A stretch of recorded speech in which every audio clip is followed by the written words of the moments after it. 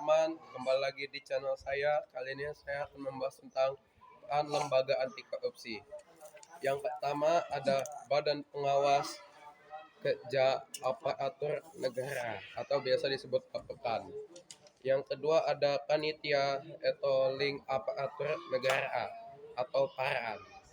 Yang ketiga ada Operasi Budi. Yang keempat ada Tim Pemberantasan Korupsi atau TPK. Yang kelima ada Komisi 4. Yang keenam ada Operasi Tertib atau OPSTIP. Yang ketujuh ada Tim Gabungan Pemberantasan Tindak Pidana Korupsi atau biasa disebut TGP TPK. Yang ke-8 ada Komisi Pemberantasan Korupsi atau KPK. Yang pertama kita akan membahas dulu apa itu BAPEKAN atau Badan Pengawas Kerja Aparatur Negara. Anggota BAPEKAN dilantik di Istana Negara sejalan peraturan Presiden Republik Indonesia nomor 1 tahun 1959. Badan ini diberi mandat untuk mengawasi, meneliti, dan mengajukan pertimbangan kepada Presiden mengenai kegiatan aparatur negara tanpa kecuali. Badan-badan usaha, yayasan, perusahaan, atau lembaga yang sebagian atau seluruhnya dimiliki negara. Kewenangan BAPEKAN lainnya adalah menerima dan menyelesaikan pengaduan terhadap aparatur negara yang dianggap melanggar aturan, khususnya korupsi. Presiden membawahi langsung BAPEKAN, sehingga laporan pertanggungjawaban ditujukan kepada Presiden tanpa singgah di meja lembaga lainnya. Seluruh instansi atau lembaga negara lainnya diwajibkan membantu BAPEKAN. Sri Sultan Hamengkubuwono IX menjabat sebagai ketua BAPEKAN, sedangkan Samadioken menjabat sebagai wakil ketua. Mengangkat sebagai anggota adalah Samaun Arnold Manonutu atau Letko Sudirgo. Pegawai BAPEKAN dilarang menerima dan memberikan sesuatu kepada siapapun serta memiliki jabatan di perusahaan swasta.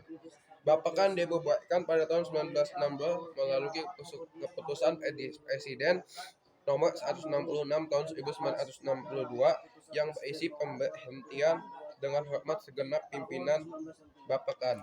Disusul tertibnya aturan Presiden nomor 3 tahun 1962 tentang pembubaran BAPEKAN dengan dasar penerbitannya adalah keputusan Presiden nomor 94 tahun 1962 tentang pemecahan kabinet kerja sehingga keberadaan BAPEKAN tidak dibutuhkan lagi.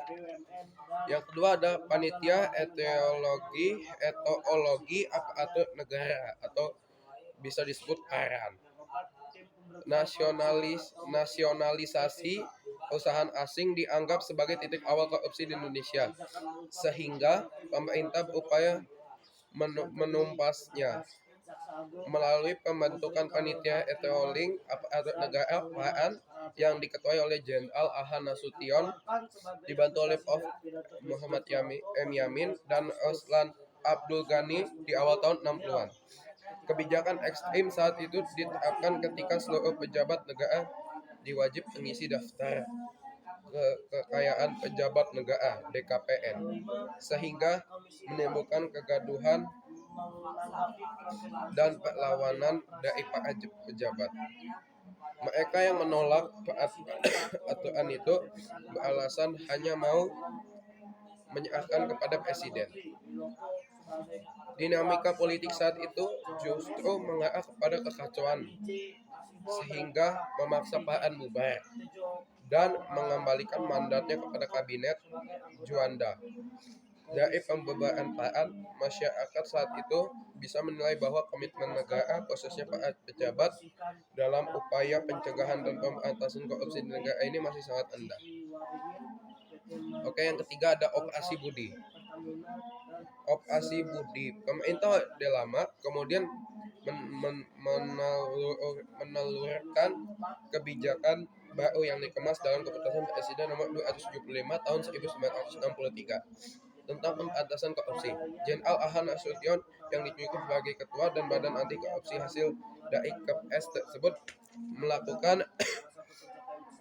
melakukan tugas-tugas dengan sandi operasi Budi. Sasaran utamanya adalah BUMN dan lembaga-lembaga negara yang dianggap rawan korupsi, misalnya Pertamina. KPS ini ternyata tidak efektif dalam pelaksanaannya karena faktor politik dan kedekatan dengan presiden. Nomor 4 ada tim pemberantasan korupsi atau TPK. Kebijakan berupa pembentukan tim pemberantasan korupsi TPK yang di atas Jaksa Agung, Menteri Kehakiman dan Panglima pemberantasan korupsi TPK yang terjadi atas Jaksa Agung, Menteri Kehakiman dan Panglima ABRI dikuatkan sebagai aplikasi dari pidato Presiden Soeharto pada 16 Agustus 1967. Beliau ketika itu menyatakan akan menghabisi korupsi hingga ke akar-akarnya. Seperti dugaan banyak kalangan, TPK gagal dalam memberantas korupsi karena dinilai tidak memiliki keberanian untuk mengusut korupsi yang sudah mendarah daging di Indonesia. Akibatnya muncul demonstrasi berskala besar pada tahun 1970 oleh manusia. Komisi 4 menanggapi protes mahasiswa dalam demonstrasi tersebut, Presiden Soeharto membubarkan TPK dan membentuk Komisi 4 dengan mantan Perdana Menteri Wilopo sebagai ketua serta Prof. Johannes I. J. Kasino dan A. Tjoko Aminto sebagai anggota. Komisi 4 ditugaskan untuk membersihkan Departemen Agama, Bulog, CV, Waringin, PT, Mantus, Telkom, Pertamina, dan sebagainya. Operasi tertib. Pemerintah kemudian membentuk OPSTIP atau Operasi Tertib dengan pimpinan Laksamana Sudomo. Berdasarkan Inpres nomor 9 tahun 1977, lagi persoalan yang sama dialami oleh lembaga ini. Korupsi yang terjadi di masa itu merupakan bentuk korupsi yang terstruktur para pelaku KKN, korupsi, kolusi, dan nepotisme, memiliki kedekatan dengan pemerintah. Tim Gabungan Pemberantasan Tindak Pidana Korupsi TGP-TPK. Presiden Abdurrahman Wahid atau biasa disebut Gus Dur membentuk TGP-TPK melalui Peraturan Pemerintah Nomor 19 Tahun 2000 sebagai lembaga sementara hingga terbentuknya lembaga independen khusus penanganan dan pencegahan korupsi. Tim ini beranggotakan jaksa, polisi, dan wakil dari masyarakat serta berkedudukan di bawah Jaksa Agung. Ketuanya saat ini adalah Hakim Agung Andi Andoyo. TGP-TPK dibuatkan pada tahun 2001 ketika gugatan judicial review atas 3 hakim agung yang pernah diperiksa TGP-TPK dikabulkan oleh Mahkamah Agung lewat putusan 03P HUM 2000. Komisi Pemberantasan Korupsi atau bisa disebut KPK. Sejak terbentuknya KPK bermula dari pembentukan Komisi Pemeriksa Kekayaan Penyelenggaraan Negara KPKPN di era Presiden Megawati. Soekarno Putri dengan landasan Undang-Undang Nomor 28 Tahun 1999 tentang penyelenggaraan pemerintahan yang bersih dan bebas dari korupsi, kolusi, dan nepotisme. KPKPN bertugas menerima dan memeriksa laporan kekayaan para penyelenggaraan negara, sehingga kemudian menyatu menjadi bagian dari KPK berdasarkan Undang-Undang Nomor 30 Tahun 2002 dengan tentang Komisi Pemberantasan Korupsi. Dalam menjalankan tugas dan wewenangnya, KPK berdasarkan pada A. Kepastian hukum, B. Keterbukaan akuntabilitas, C. Kepentingan umum, dan D.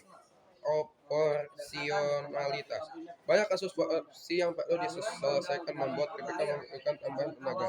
Beberapa lembaga lainnya siap membantu sesuai kewenangannya masing-masing seperti Polri, Kejaksaan Agung, Mahkamah Agung, Pusat Penelitian dan Analisis Transaksi Keuangan, Kementerian Hukum dan HAM, Badan Pengawasan Keuangan dan Pembangunan, Komisi Yudisial, Ombudsman RI, Badan Pemeriksa Keuangan, Inspektorat Jenderal. Awalnya, kewenangan KPK meliputi penyidikan dan penuntutan terhadap tindak pidana korupsi.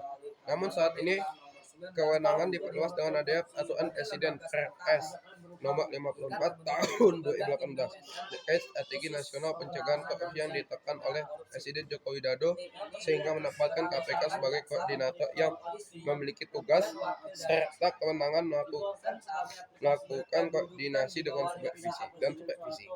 KPK diharapkan dapat berkoordinasi dengan Bappenas, Kemendagri, dan Kementerian PAN RB. Supervisi meliputi kegiatan pengawasan, penelitian, atau penelaahan kasus korupsi yang ditangani kepolisian dan Kejaksaan Agung dalam rangka percepatan penanganan perkara. Jelasnya, KPK dapat meminta lembaga penegak hukum lain yang menangani korupsi seperti Polri dan Kejaksaan Agung untuk menyerahkan penanganan kasus kepada KPK. Oke, teman-teman, sekian video dari saya. Terima kasih.